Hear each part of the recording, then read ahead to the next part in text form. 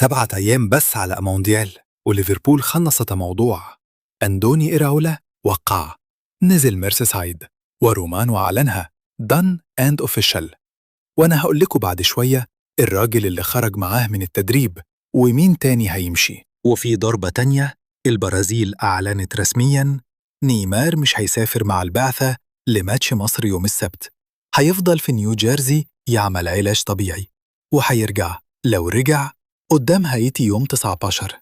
يعني صلاح هيلعب قدام برازيل من غير نجمها. ياه. وخليني أوجعك بالرقم، في الأهلي زلزال كامل النهاردة. ياس توروب طار بعد 36 ماتش بس، نسبة فوز أقل من 50% وبطولة واحدة. ودخل وائل جمعة مدير للكرة، وعصام سراج للتعاقدات، ومحمد يوسف للناشئين، وشادي محمد لكرة السيدات. 13 راحل في يوم واحد.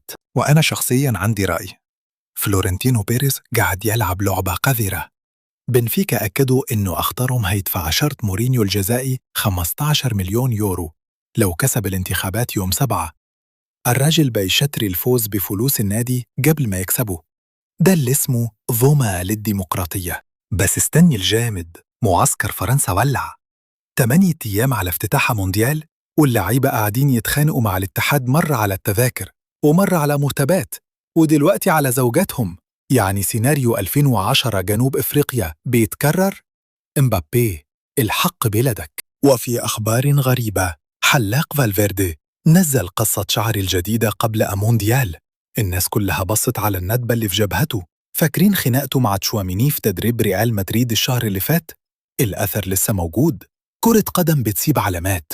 طب وانت انهي خبر فيهم وجعك أكتر؟ نيمار مش جاي لمصر، ولا زلزال الأهلي، ولا فرنسا اللي بتولع؟